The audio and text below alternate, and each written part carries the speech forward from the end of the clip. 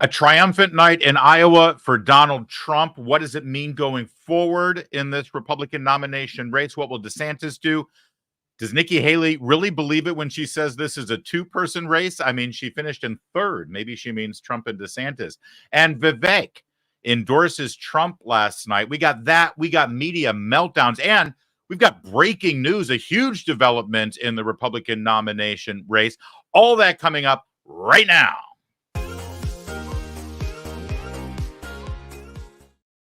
Thanks for checking us out today. I'm Larry O'Connor. You can call me Larry. We're across all the Town Hall Media websites right now, as well as the social media footprints. If you're watching us on Facebook or YouTube, we appreciate it, or on X or on Instagram. Like this, share it, repost it, and tell everybody that you can't get enough of this program every single day. I know I can't get enough of it. Let's get right to the aforementioned breaking news. This just in, like literally within the last few moments, Governor Asa Hutchinson is officially suspending his campaign for president. Also, big news, Governor Asa Hutchinson was in fact running for president. I'm sorry, Asa. I tried my best. I've been talking about my Asa fever for months now, but I think I'm the only one who had it. He did get 0.2% of the vote last night in Iowa caucus. So he's seen the writing on the wall. Asa Hutchinson is no longer a candidate. The big question is, who will he throw all of his support to?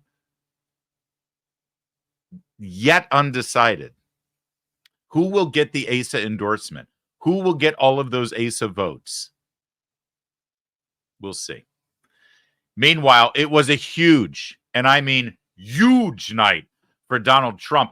Leading up to the Iowa caucuses, all of the smart guys in Washington, D.C., you know, the ones that get paid a lot more than me to show up on a very fancy cable news set and give their analysis, they all said, well, yes, Trump will win, but the question is by how much?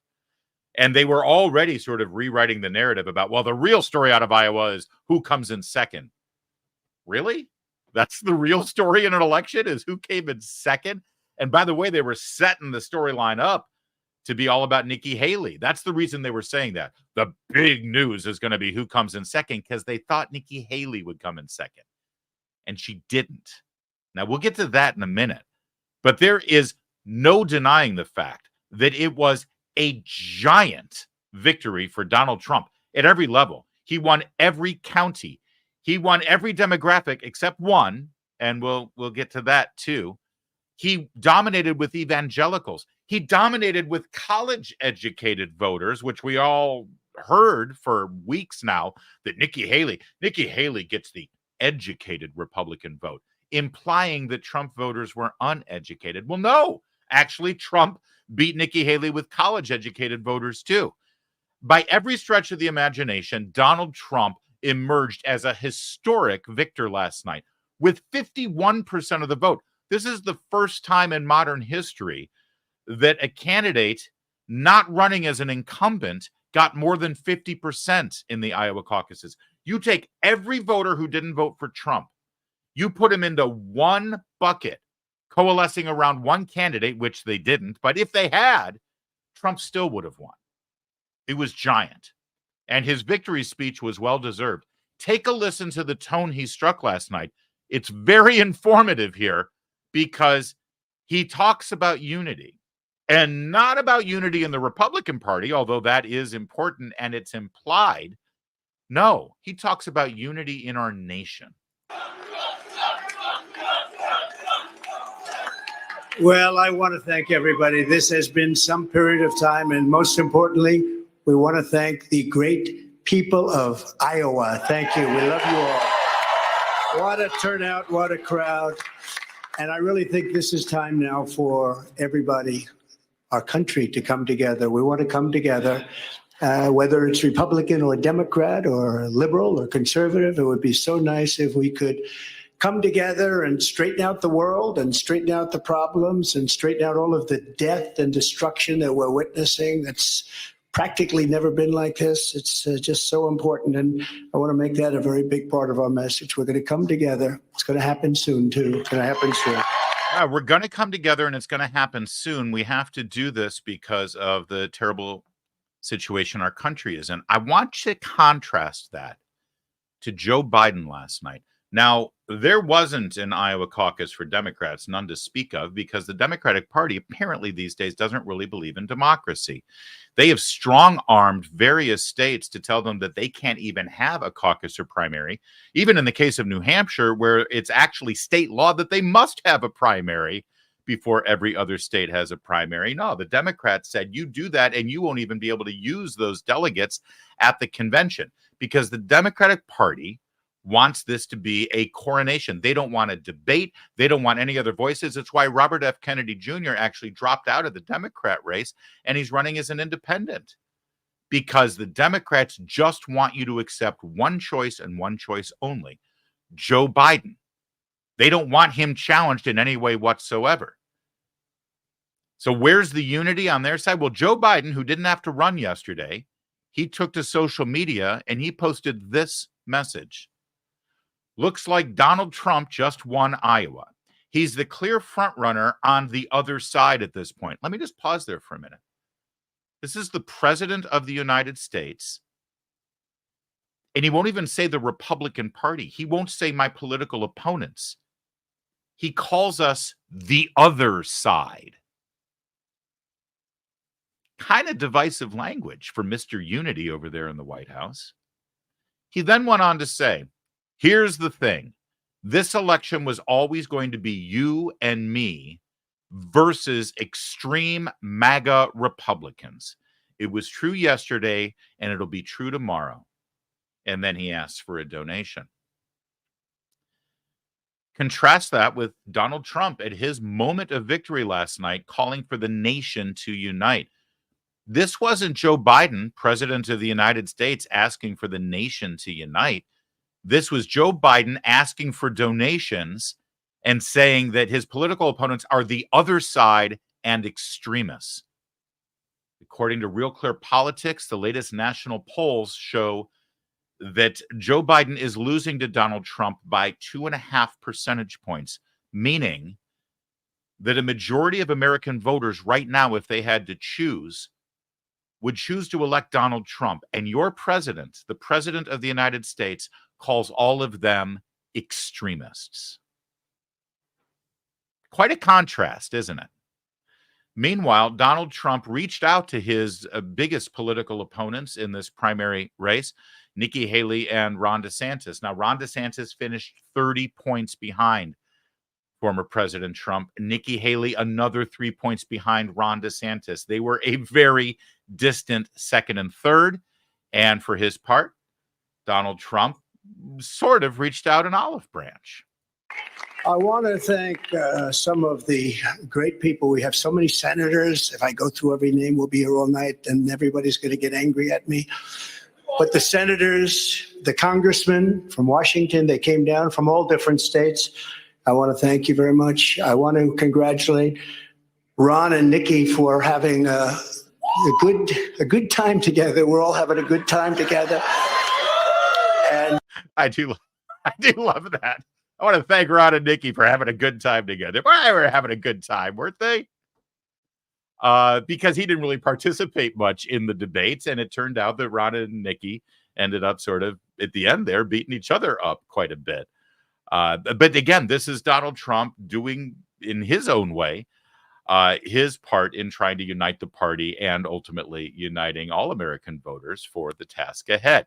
He also had specific words of gratitude for Vivek Ramaswamy. Now, we're going to get to what Vivek said in a minute, where he suspended his campaign and endorsed Donald Trump.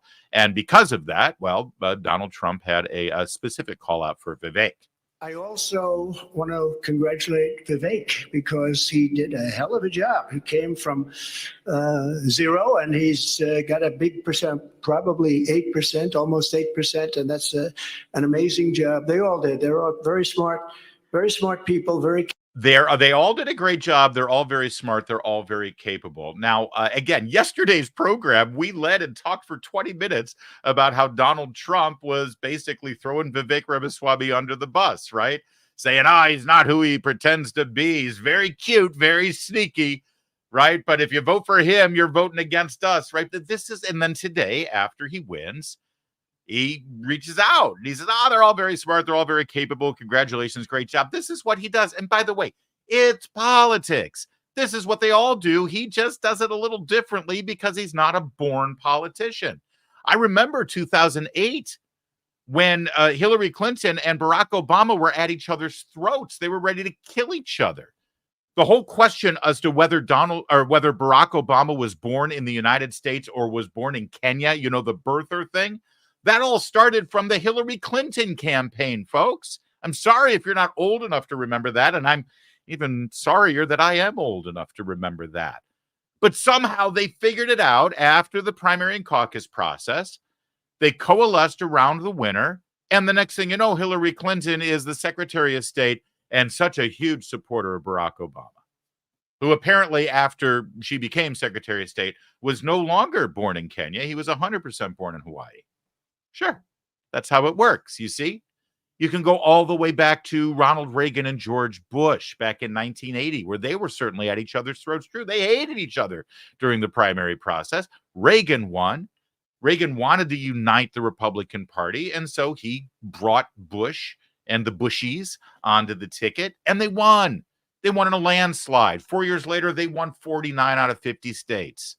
This is what needs to happen. Now, Ronald Reagan and Barack Obama and other candidates who have had to do the same thing, they were a lot better at sort of attacking each other and then mending fences. Oh, let's not forget, Kamala Harris during the primaries 4 years ago was calling Joe Biden a racist and said he was responsible for her having to be bussed and the fact that Biden opposed busing. Remember all of that? And then he ended up putting her on the ticket because that's the political calculation you make to have to win an election. The question is going forward for Republicans is, how does Trump do it this time around? How does he unite the party and bring people together? Now, I'm going to get to that in a few moments because I have some ideas. But it's instructive to see how Trump handled things last night. After a knockout punch, he spent a lot of time talking about unity and a lot of time he didn't have to spend talking up his opponents, like Nikki Haley, Ron DeSantis, and Vivek Ramaswamy. But that wasn't all he said. He did, in fact, target who really needs to be addressed here by all Republicans, candidates, and voters, and that is Joe Biden. And he did it in his own way. So I don't want to be overly rough on the president, but I have to say that he is the worst president that we've had in the history of our country. He's destroying our country. I'm sorry, it's too good. I want to watch it again because this is classic Trump. I don't want to be too hard on the president.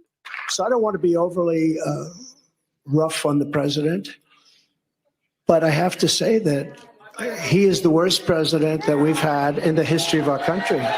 He's destroying our country.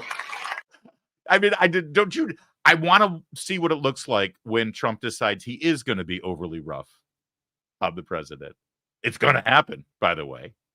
But that's what it sounds like when he's in the mode of unity and trying to bring everybody together. I don't want to be overly rough on the president, but he's the worst president we've had in our history, and he's destroying our country. But that's great. I mean, and it's great in that that's the mindset Republicans have to have right now. The issue is Joe Biden. The issue is what he and his extremists who support him, what they're doing to this country and what they're sending our country into, domestically as well as internationally. I mean, this came yesterday, the Iowa caucus, on the same day that we had the Iranians sending missiles to our consulate in Iraq and claiming responsibility for it, bragging about it. Yeah, you betcha we sent those rockets to the U.S. consulate in Iraq. And this is days after Joe Biden said, yeah, I warned Iran. They know they shouldn't do anything. How many times do we see this ridiculous spectacle of people saying to Joe Biden, what's your message for Iran? And he's don't. That's my message. Well, they just did. We need the Republicans to win. We need to replace this president. It's serious. deadly serious. And last night we saw Donald Trump beginning the process of uniting the party and hopefully uniting the country to that end. All right, let's get to Vivek Ramaswamy, because that was the other big story last night. Vivek announcing in his concession speech that he is suspending his campaign. As of this moment, we are going to suspend this presidential campaign. And this is going to have to be, there's no path for me to be the next president absent things that we don't want to see happen in this country. And I think that I am very worried for our country. Now, Vivek Ramaswamy has done a remarkable job if you consider the fact that he's never run for anything. It took a couple of months for people to figure out how to even pronounce his name, by the way. And there are people who still don't quite get it right. And he got 8% in the Iowa caucus, which is better, by the way, better than Kamala Harris 4 years ago would have gotten, or Beto O'Rourke. God, they ended up suspending. I think Kamala suspended her campaign before the Iowa caucus even happened, right? And she was a senator from California and had previously been the attorney general and had been in public life for years and got glowing media coverage. And she wasn't even going to get like 2 or 3% in the Iowa caucuses. Vivek Ramaswamy just came out of nowhere, ran a brand new style of campaigning, and got 8% when no one expected anything from him. That said, he started his speech by telling his supporters, listen, I came here to tell you the truth. I try to tell the truth every time I have a chance, even if it's uncomfortable for people. And the truth is, as you just saw, he does not see a pathway to victory. And then he took that moment at a moment where he had the most leverage he's ever going to have in this entire presidential campaign. And he used that leverage to endorse Donald Trump. As I've said since the beginning, there are 2 America First candidates in this race. And earlier tonight, I called Donald Trump to tell him that I congratulate him on his victory. And now going forward, he will have my full endorsement for the presidency. And I think we're going to do the right thing for this country. And I expect Donald Trump to utilize that full support and leverage it to his advantage. Why is it important that Ramaswamy threw his support over to Donald Trump at this moment, at this time, last night in the middle of that news cycle? Well, because Nikki Haley, as you'll see in a few moments, tried to rewrite the script from last night's results and call this a 2-person race going into New Hampshire. Now, in New Hampshire, Nikki Haley is doing better than she is anywhere else. I mean, she's still losing by about 10 points to Donald Trump, but she's doing better than she's doing anywhere else. And Vivek Ramaswamy is polling around 5, 6, 7% in New Hampshire. I assure you that anyone who is committed to Vivek Ramaswamy in New Hampshire is not planning on voting for Nikki Haley. I mean, one of the major storylines over the last 6 months when the debate started in August between the candidates for the Republican nomination is that Vivek Ramaswamy and Nikki Haley hate each other. And there is no possible way that Vivek's support is going to Nikki Haley. The fact that he suspended and immediately said, I'm throwing all my support to Donald Trump, that's a huge boost for Donald Trump going into New Hampshire. I mean, giant. And it's very smart indeed for Vivek Ramaswamy to do that at this moment. In fact, it would probably be smart for Ron DeSantis to consider doing the exact same thing. Now, I'll tell you why I think that in a few moments. I want you to see what Ron DeSantis had to say last night and the narrative coming out of the Ron DeSantis results in Iowa. But understand something. Pretty quickly, the Republican nomination process is going to be wrapped up.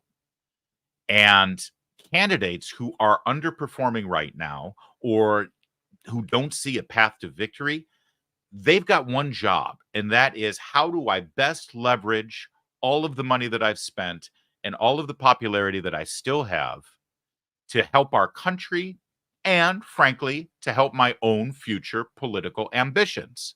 Because everybody else in this race, other than Asa Hutchinson, is pretty young and probably has some future political opportunities ahead of them. And you don't want to go out in an ugly way. You don't want to go out in a way that precludes you from having any kind of political future. That's just the reality. And Ron DeSantis, I assure you, is making that calculation right now. But last night, the major narrative from Team DeSantis was that he got robbed. Spencer Brown over at Town Hall has the story, and you see from the headline, DeSantis camp is crying election interference after Iowa was called for Trump. Now, what does he mean by that? Well, real quickly, we'll go through the article in a moment, but let me give you a quick example of what the DeSantis team is calling election interference. Here's Fox News. So based on the first results and our Fox News voter analysis, the Fox News decision desk can now project that former President Donald Trump will win the Iowa caucuses. CNN projects that Donald Trump will win the Iowa caucuses. NBC News can now project at this hour that former President Donald J. Trump will be the projected winner. Now, here's the problem. There's nothing wrong with the cable networks projecting their winner. They usually do that, right? That's what we're used to. A lot of people were joking last night that Fox also called Arizona for Biden while they were at it. It's a joke. Everybody chill out. The problem with those calls that you just saw is that they all happened around, well, you can see right there, 6:30 Mountain Time. That's 8:30 Eastern. That's 7:30 Iowa time, Central Time. What's wrong with that, right? Didn't the polls close at 7 o'clock, right? No, they didn't. This was not like your typical election night. This was a caucus process. Caucuses don't really have a firm ending to the process like your typical election night when the polls close. You see, there are no polls per se. There's no election machines or voting machines in these situations. What happens is at a caucus, everybody shows up at their local community center, their church, their school, wherever they're participating in the local district, wherever they're having the caucus. Everybody stands up. People give speeches about the candidate that they're supporting, and then everybody votes. Oh, and by the way, Byron York, who's there on the ground in Iowa, he reported exactly how the voting process takes place. Check this out. A ballot is blank 2x4 slip of paper. You write your candidate's name. You put it in a basket, and then they count them in front of everyone. No machines, no mail-in, no early voting, no nothing. Just write the name in your own handwriting, and then they count. How refreshing. How legal. And the fact that it's all counted. You put them all in the basket, and then that very basket is counted in front of everyone who's in the room. So there's no question. There's no doubts. There's no shenanigans. It's a nice process. The problem with the networks calling the race last night for Donald Trump at 7:30 Iowa time is that process was still going on. In fact, in some districts, they hadn't even voted yet. People were still giving their speeches for their candidates. And suddenly, because we live in the world of smartphones and news alerts, while people were in the process of voting or while they were getting ready to vote in the Iowa caucuses, their smartphones started dinging and saying, CNN just called the Iowa caucus for Donald Trump. Fox News just called the Iowa caucus for Donald Trump. In fact, you probably had a situation in many of these caucus meetings where the person who was about to give a speech for their candidate, Donald Trump, said in the middle of their speech, by the way, Trump just won Iowa, so you might as well just vote for him. And that brings us to Spencer Brown's article about the DeSantis team calling foul here. Campaign aides and allies of Florida Governor Ron DeSantis are none too pleased that Iowa was called for Trump within about 30 minutes on Monday evening, crying foul and alleging election interference. Aaron Romeo, the tweet here, he works for the for the DeSantis campaign, said absolutely outrageous that the media would participate in election interference by calling the race before tens of thousands of Iowans even had a chance to vote. The media is in the tank for Trump, and this is the most egregious example yet. In Iowa's process, all locations are to begin conducting the caucus at 7 p.m. local time, but the differing turnouts at each caucus site, along with varying amounts of business to handle and candidate pitches to hear before voting begins, means that not every location begins and finishes voting at the same time. On Monday night, that meant Trump's substantial early lead caused the call for Trump before some locations had even begun voting. Jeremy Redfern said, "I'm at a precinct that hasn't voted yet, and the media, you can see, he edited this at 8:53, are calling the race for Trump." While it wouldn't have been as much of an issue in earlier years, the always connected reality of 2024 means that most caucus goers likely saw the news as soon as the race was called via a post on X or a push alert from a news outlet, whether they'd cast a ballot yet or not. Former White House Press Secretary Sean Spicer criticized the early call. The media calling the caucuses 30 minutes after the start is highly irresponsible. Yeah, Sean's right about this, I got to say. Now, in a so far at least neck-and-neck fight for second place as votes are tallied, DeSantis and former Ambassador Nikki Haley are each looking for a strong runner-up finish to Trump as they look forward toward primaries in New Hampshire later this month and South Carolina toward the end of February. That, of course, Spencer Brown wrote that as the evening was still developing. But that is an issue. It is 100% an issue, and Spencer is right to point it out there. And the DeSantis team, listen, they're right to call foul, but when the headline comes out and they're saying, we got robbed, it was election interference. Come on, guys. You weren't going to win. Okay? The question is, how close was it going to be? And would you be able to claim coming out of Iowa that you've got a legit chance to beat Donald Trump? You may be able to make that case, saying, listen, his lead and the victory was larger than it would have been had they not called it early, which is a legitimate case to make. And it's frankly the only case that Team DeSantis can make. That said, Ron DeSantis did give a speech that you could argue smacked of a bit of a victory, considering what he faced in Iowa and the money that was spent against him. And it was a pretty rough campaign, certainly between Trump and DeSantis. And here he was giving his somewhat victory speech. We love you too. They threw everything but the kitchen sink at us. They spent almost $50 million attacking us. No one's faced that much all the way just through Iowa. The media was against us. They were writing our obituary months ago. They even called the election before people even got a chance to vote. There you go. Now, I see this and I'm struggling. Listen, and his whole point yesterday was to deliver the message that, listen, we're leaving Iowa with our ticket punched, to use that language. That's the old media language. They would say, who got their ticket punched out of Iowa? If you ride the trains back in the day, they used to punch your ticket. The language that we use in American politics is so archaic, isn't it? He got his ticket punched. Absolutely. He's in second place. And from the language of his speech last night, he's heading straight to South Carolina. He's not putting a whole lot of money and interest into New Hampshire, which is a strategy, and it's valid. We'll see what happens if it works for him, because the message coming out of New Hampshire is definitely going to be all about Nikki Haley and how well she does or doesn't do against Trump. But let me say, I'm looking at this image. Look at that image right there.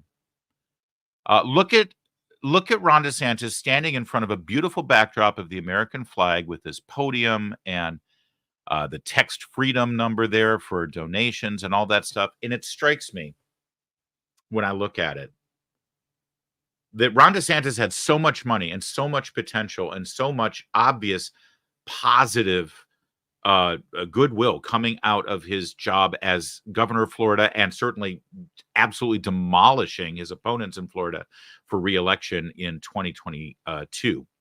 He had so much potential going into his campaign when he launched it last year. And one wonders, because there are going to be books written about the DeSantis campaign in 2024, I promise you. And sadly, most of those books are going to be about what not to do.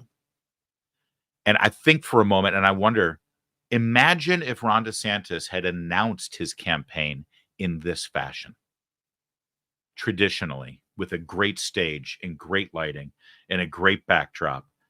and all of the typical stuff that you would normally do. Do you remember how he launched his campaign? It was on a Twitter Spaces. I think we were still calling it Twitter back then.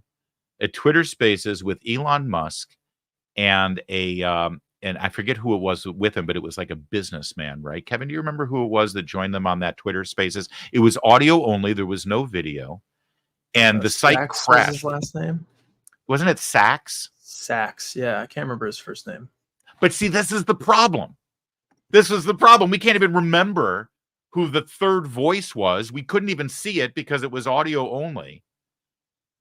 And it was some guy who was like a venture capitalist businessman who joined Elon Musk for some stupid reason so that Elon Musk could interview Ron DeSantis. But really, the big message coming out of that was not about Ron DeSantis's campaign. It was about the fact that the site crashed multiple times and it didn't work.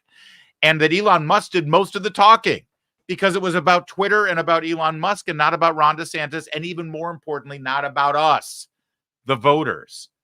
And listen, I don't want to dance on the grave here because I don't have a dog in this race, horse in this fight. You know what I mean.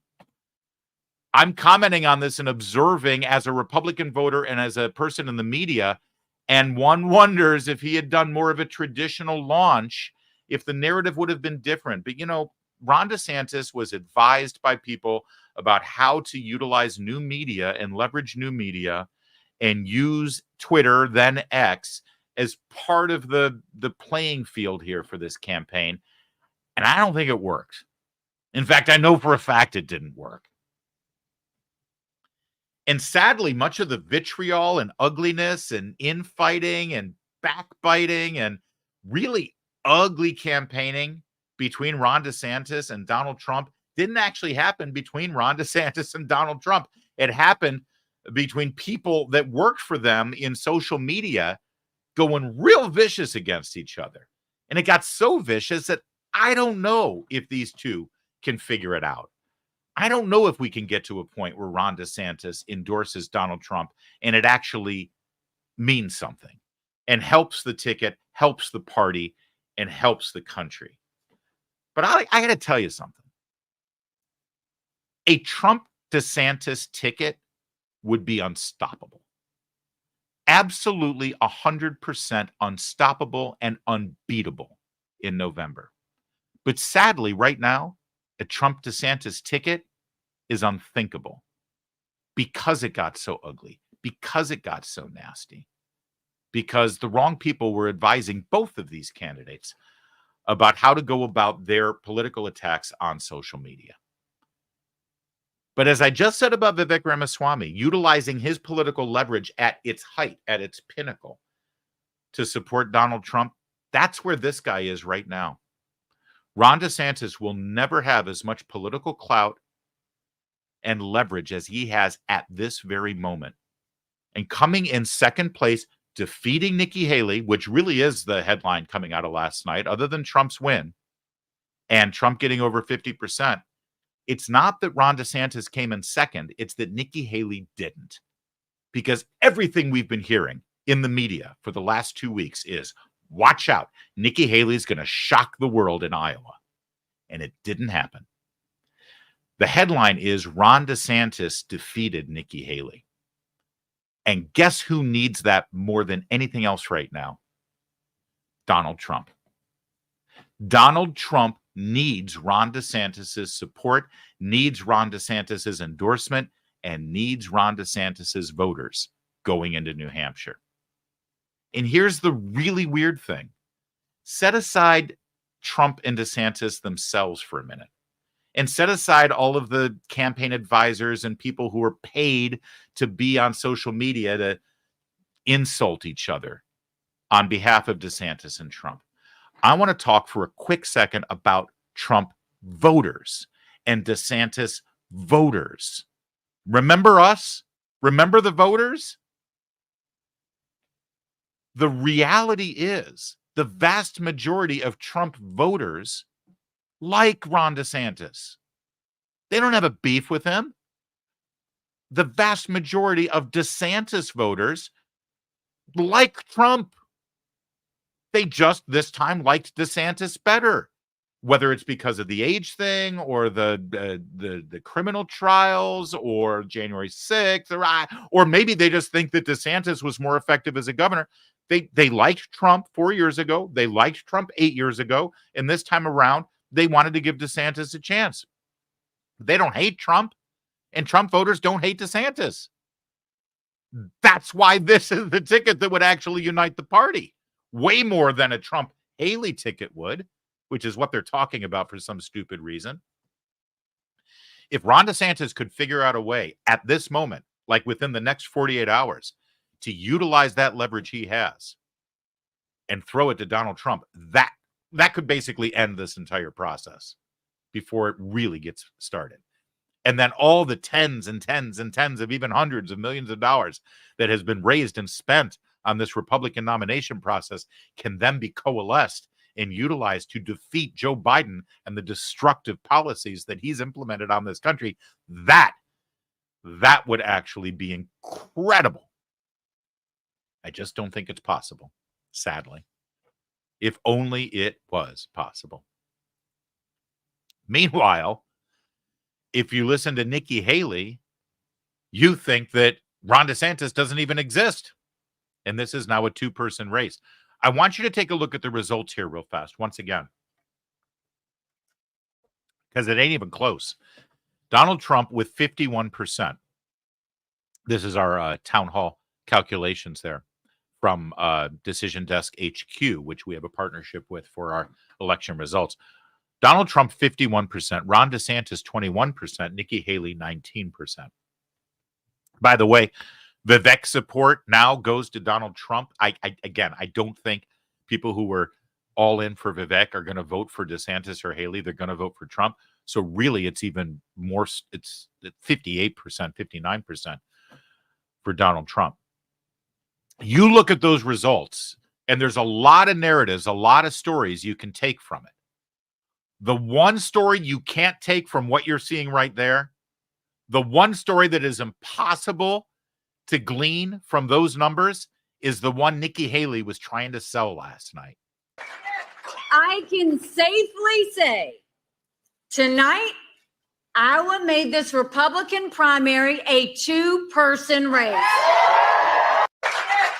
What? I mean, unless she's talking about Trump and DeSantis, what the hell is she talking about? How is this a two-person race? Also, one other thing. I have to say, did you notice something? What's going on with her voice? I've been watching Nikki Haley in the public sphere since, 2010, when she was governor of South Carolina. And I understand South Carolina is south of the Mason-Dixon line, but she's never had this Southern drawl. What is she doing here? I can safely say tonight, Iowa made this Republican primary a two-person race. Iowa made this primary a two-person race. What's going on here? Why is she suddenly talking like she's a side character on Hee Haw? Is this a mini Pearl situation? What is happening? Iowa. All right, so Iowa just made this a two-person race, she says. That was last night's message. Madeline Leisman over at Town Hall has the story.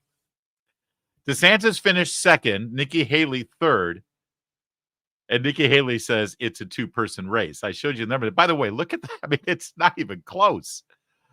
How well Trump did there in terms of county by county. And she then said it was a two-person race. So she clearly thinks going into New Hampshire that she can sort of harness everyone who doesn't want Trump to be president, in the Republican Party at least, and Democrats who cross over. And don't forget, last night's results had a lot of Democrats voting for Nikki Haley. She thinks that she can now run against Trump and harness the anti-Trump fever so that she can get the nomination. It's quite a strategy. And it played out in a campaign ad that she released this morning. And get this, she's kind of running against both Trump and Biden. The two most disliked politicians in America, Trump and Biden. Both are consumed by chaos, negativity, and grievances. I got to pause. I'll let you watch the whole thing, but this picture of Donald Trump holding a Bible in front of the church that's at Lafayette Square right across the street from the White House. You'll remember this moment. This was after the Black Lives Matter riots that took place in front of the White House in June of 2020, when Trump and other people in the White House had to take cover because it looked as though these rioters were going to push through the police line and get to the White House. They tried to burn down that church, that historic church that presidents have been attending since John Adams. And this was a moment where Donald Trump was signaling to the American people that these people who are trying to burn down our cities, they're not going to win in the long run. And for Nikki Haley to use that moment for her own political purposes against Donald Trump, and look at what the narration says. Both are consumed by chaos. Chaos. Like he's responsible for the George Floyd protests, like he's responsible for Black Lives Matter and the riots and arson. That's despicable for Nikki Haley to do that. And by the way, again, I love people who try to divide us while telling us they're the ones to unite us. Right? The big message here is Nikki Haley is the one who can unite our country, and yet she's purposely going out of her way to divide us in the same breath. Negativity and grievances of the past. The better choice for a better America? Nikki Haley. I have a different style and approach. I'll fix our economy, close our border, and strengthen the cause of freedom. We need a new generation of conservative leadership to get it done. I'm Nikki Haley, and I approve this message. You know, I hate to tell Nikki Haley, I really do, but all of these Democrats that she's appealing to right now to come and vote for her in the Republican primaries and caucuses in those states where you can cross party lines, they're not going to stay with her in November. The only reason they're doing it is to send a message and try to screw up the Republican process. Sorry. But this is her strategy. And it doesn't feel very Republican-y to me as a Republican. Listen, if the ticket, Trump's going to get the nomination, okay? Unless something extraordinarily improper happens at the Republican convention. Yeah, let me rephrase my statement. Trump's going to win enough votes to get the nomination based on the rules the Republican Party have laid out for the upcoming convention. Now, he might not get the nomination because something extraordinarily improper happens at the convention where it's decided that, well, you know, if you are convicted of a crime, you shouldn't be able to be the nominee. I assure you there are people at the convention who are trying to set something like that up. But setting that scenario aside, Trump is positioned to be the nominee. And you're hearing a lot of people in the media and in the Republican Party saying, if Trump picks Nikki, it's locked in. That's the unstoppable ticket because Haley does so well against Biden. Trump's actually doing better against Biden. Go to Real Clear Politics, check out the polling. He's leading by about 2.5% right now in the national polls against Biden. Nikki Haley is within 0.5%. Okay.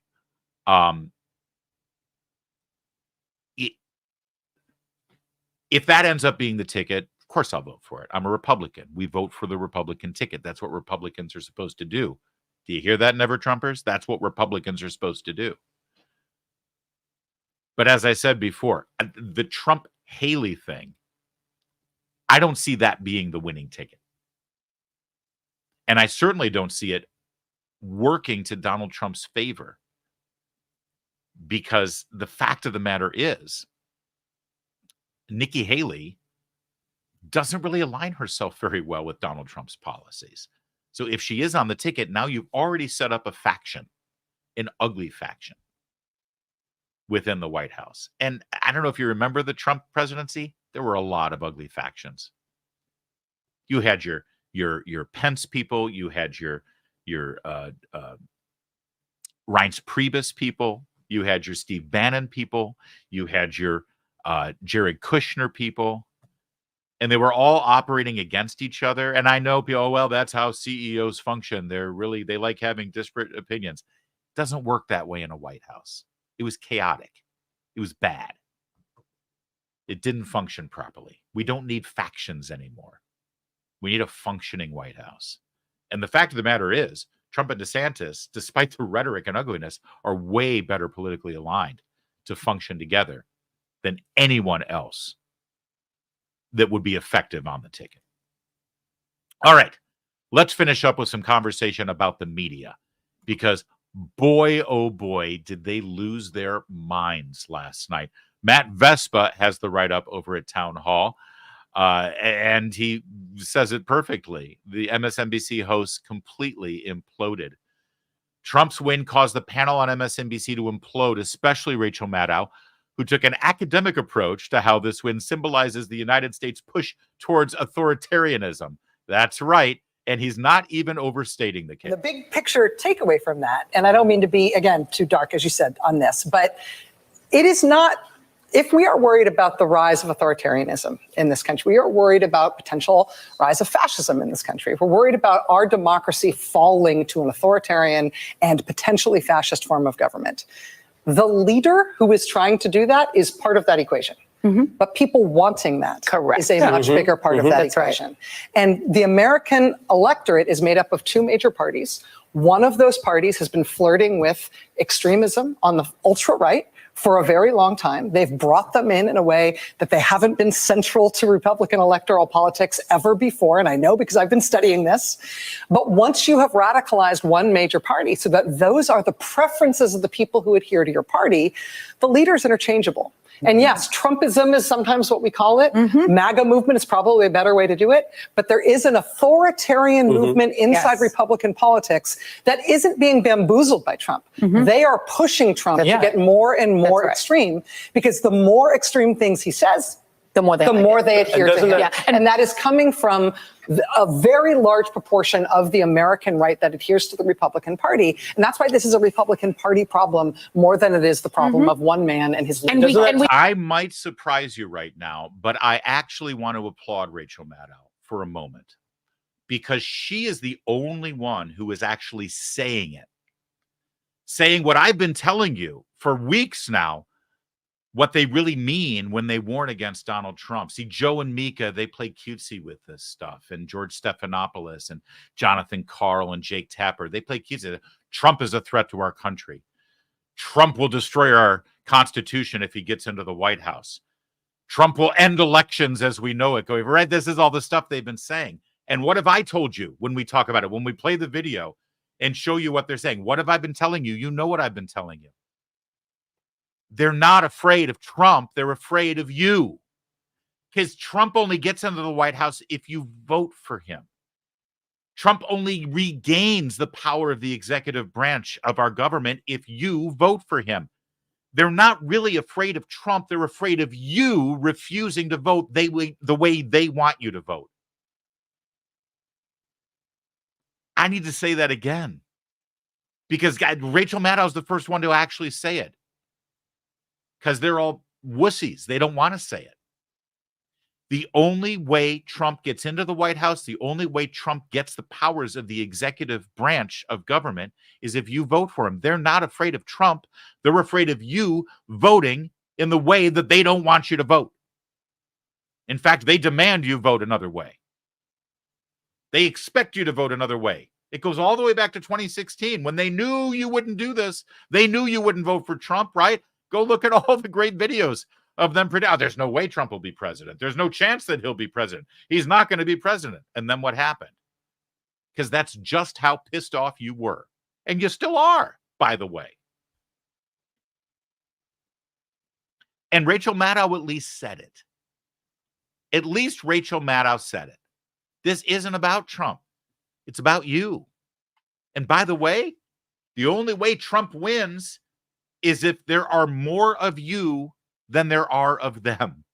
That's how elections work. And they're terrified of the majority of the people in this country who dare to actually think that Rachel Maddow and Joy Reid and Larry O'Donnell and all the other people on that panel have really terrible ideas. And one other thing, she's so concerned about authoritarianism and violent extremism. Remember yesterday when we showed you the videos of the protesters who support Hamas and the terror attacks of October 7th? The support for Hamas and the pro-Palestinian terrorists who murder innocent Israelis and keep Israelis and Americans hostage to this day, their support is found in the Democratic Party. Joe Biden hasn't actually been able to bring himself to condemn the protests that he saw outside his window at the White House and on every major American street in this country and on college campuses. They can't condemn those protests because those protesters align themselves with his party. And she's worried about violent extremists on the right. What about the violent extremists on the left? That the leadership of the party that represents the left in America can't condemn. And authoritarianism? Last time I checked, authoritarianism is a single person in power exercising his or her will on the rest of the country outside the confines of a representative government that our Constitution supports. In other words, one person going into the White House and just deciding what he's going to do, despite the law of the land. That's authoritarianism. Where have I seen authoritarianism recently? Well, we had the legislative branch refusing to pass any kind of law with regard to student loan relief. We saw the judicial branch at the Supreme Court say that student loan relief is in fact unconstitutional the way it was employed. And we had Joe Biden, a single man in the White House, saying, well, screw it, I'm going to do it anyway. And he's bragging about it. Where else have I seen authoritarianism? I don't know. Let me see. We have laws right now demanding that the executive branch enforce our border and keep it secure from people illegally crossing. We have laws right now keeping people from crossing and staying illegally in this country. And the last I checked, one man sitting in the Oval Office right now has decided to ignore those laws and allow as many people as humanly possible into this country illegally. Feels kind of authoritarian to me. But Rachel Maddow, she's going to pick and choose which authoritarians she likes and which authoritarians she doesn't like. Meanwhile, her pal Joy Reid had plenty to say about not just Iowans, but really about the Republicans. But, you know, I feel like the important sort of data point, and you know, Steve talks about it a lot. He's going to probably talk about it a little more tonight, is that these are white Christians. That this is a state that is overrepresented by white Christians that are going to participate in these caucuses, yes. Especially tonight. Earlier today, reached out to Robbie Jones from the Public Religion Research Institute, knowing that we were going to talk about Iowa. And this Robbie Jones of the Public Religion Research Institute, by the way, makes it sound like he's like Robbie. I love that it's Robbie, my pal Robbie. Makes it sound like it's this, completely down the middle, objective observer of religion. This guy hates religion and hates white evangelicals. Look at his track record. Look at the books that he's written. Look at the work that this organization does. All they do is try to push left-wing agendas and make it sound Christian. You know, if you're really Christian in America, you should support abortion. That's their thesis. And the danger to America are those white evangelicals who don't want abortion to be the law of the land. That's who she's quoting right now, just so you have context. This is a hyper evangelical white state. And he said the following to me: Iowa is about 61% white Christian. The country as a whole is approximately 41% white Christian. And in Iowa, we're talking about evangelical white Christians. And he said the following, because I asked him, what do they get out of supporting Donald Trump? Because he keeps losing, he keeps delivering losses and losses and losses. And he said the following: they see themselves as the rightful inheritors of this country, and Trump has promised to give it back to them. All the things that we think about electability, about, you know, what are people gaming out, or none of that matters when you believe that God has given you this country, that it is yours, and that everyone who is not a white conservative Christian is a fraudulent American.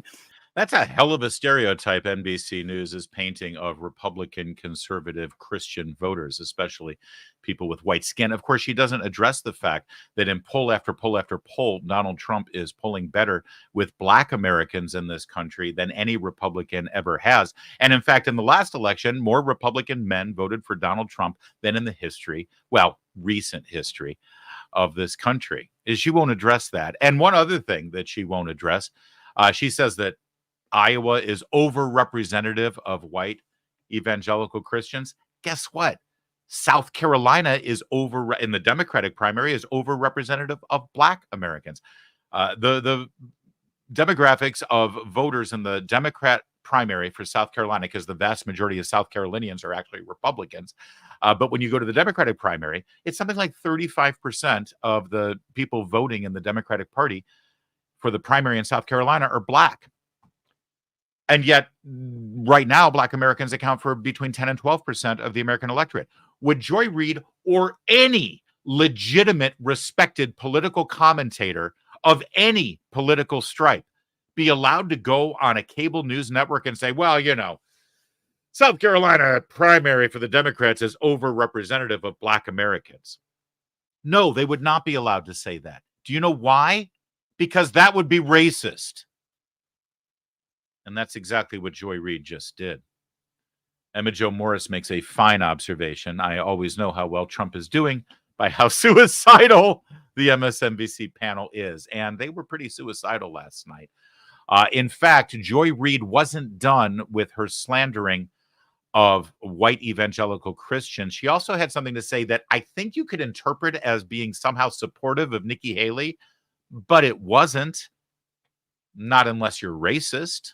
New Hampshire. And I think to the point that you made, Steph, I mean, it's the elephant in the room. She's still a brown lady that's got to try to win in a party that is deeply anti-immigrant and which accepts the notion that you can say immigrants are poisoning the blood of our country. She's getting, birthered by Donald Trump. And I don't care how much the donor class likes her, which will ramp up a lot, the better she does in New Hampshire. So it's still a challenge. I don't see how she becomes the nominee of that party with Donald Trump still around. I can't picture it happening. Maybe it could happen. Ron DeSantis' only argument for staying in it is he's the white guy, that he can still make the appeal to white. So let me just point out, I'm sure you already got it, but I just want to bring it home for you and point out what Joy Reid just did. Employee in good standing for NBC News. She just reduced the entire opposition to Donald Trump within the Republican Party, personified by Nikki Haley and Ron DeSantis, to this. Nikki Haley is a brown lady and DeSantis is a white guy. That's pretty much it. By the way, who wants to break it to her that Joe Biden, the Democrat president, is the whitest man in America? I mean, he's translucent. And the Democrats are rallying around one alternative right now to Joe Biden because no one thinks he's going to make it, and that would be Gavin Newsom. The fact that the Democrats continue to get away with this because of the ignorance of people like Joy Reid is pretty amazing. That said, the hair is looking great, Joy, I got to say. Beautiful. More from Rachel Maddow here, who refused to show her viewers Donald Trump's victory speech. Just have to do a little bit of business just for a second. At this point in the evening, the projected winner of the Iowa caucuses has just started giving his victory speech. We will keep an eye on that as it happens. We will let you know if there's any. By the way, I'm going to play this for you again, but this is an amazing thing where she won't even say Donald Trump's name. She just refers to him as the projected winner of the Iowa caucuses. But watch how she rationalizes literally keeping her viewers uninformed. The former president of the United States, now the winner of the Iowa caucus in a historic victory, is giving his victory speech. And they are deliberately keeping that speech. When last I checked, you could call it news. She is deliberately keeping the news from their viewers. You want to see that speech? We're not going to show it to you. We're deliberately, purposefully keeping this news event from you. and watch how she rationalizes it. At this point in the evening, the projected winner of the Iowa caucuses has just started giving his victory speech. His name is Trump. We will keep an eye on that as it happens. We will let you know if there's any news made in that speech, if there's anything noteworthy, something substantive and important. The reason I'm saying this is, of course, there is a reason that we and other news organizations have generally stopped giving an unfiltered live platform to remarks by former President Trump. It is not out of spite. It is not a decision that we relish. It is a decision that we regularly revisit. And honestly, earnestly, it is not an easy decision, but there is a cost to us as a news organization of knowingly broadcasting untrue things. That is a fundamental truth of our business and who we are. And so his remarks tonight will not air here live. We will monitor them and let you know about any news that he makes. This is a woman who spent 3 years talking about Russian collusion and Donald Trump apparently going to Moscow and hiring prostitutes to urinate on a bed that supposedly former President Barack Obama had used when he visited Russia. And she's now lecturing us about the cost to their news agency when they allow untruths to be broadcast. And what they're really saying here is you, the viewer, you, the American people, you can't be trusted to hear Donald Trump because you might actually believe him. The most telling thing in this entire outrageous, disgusting rationalization for censorship was this. Just started giving his victory speech. We will keep an eye on that as it happens. We will let you know if there's any news made in that speech. We will let you know if there's any news made in that speech. We'll let you know. We'll watch it. We'll determine what is newsworthy and what you are allowed to see. Otherwise, you'll continue to hear us talk about how Iowa is too white and too Christian, and Republican voters are authoritarians, and they hate Nikki Haley because she's brown, and will only consider Ron DeSantis because he's the other white guy. There, I've just summed up the news and analysis that NBC News decided to deliver to their viewers at MSNBC, rather than letting them see Donald Trump give his speech. And let's finish with this, because I think it's worth showing you again. This is the speech that MSNBC refused to let their viewers see. This is the speech they deemed to be unnewsworthy. Well, I want to thank everybody. This has been some period of time, and most importantly, we want to thank the great people of Iowa. Thank you. We love you all. What a turnout, what a crowd. And I really think this is time now for everybody, our country, to come together. We want to come together, whether it's Republican or Democrat or liberal or conservative. It would be so nice if we could come together and straighten out the world and straighten out the problems and straighten out all of the death and destruction that we're witnessing. That's practically never been like this. It's just so important. And your typical MSNBC viewer will probably say, why does Trump have to be so divisive? Why is he always dividing us as a nation? And it's those red states and blue states and decrying Democrats and decrying liberals and pitting one person against another. Why is Trump like that? Why is he like that? Why does he keep dividing us? That's what your MSNBC viewer will think to themselves and say, because MSNBC viewers are not allowed to see Donald Trump call for this country to unify. Republican, Democrat, conservative, liberal, let's get together and fix the problems that we're seeing in this country before it's too late. They're not allowed to see Donald Trump say that because Rachel Maddow knows better. Because Rachel Maddow will let you know if, in her opinion, any news was made. And so her viewers didn't see Donald Trump saying that. But I'm not going to complain about it, because the more MSNBC does that, and CNN and ABC and all of them, and I do mean all of them, the more they do that, the more you'll come to us right here on this show and on all of the town hall sites, Town Hall Hot Air, Red State, PJ Media, Twitchy, and Bearing Arms. That's where you're watching us right now, and we hope you continue as this election season heats up big time. Thanks for joining us today. My name's Larry O'Connor. Call me Larry.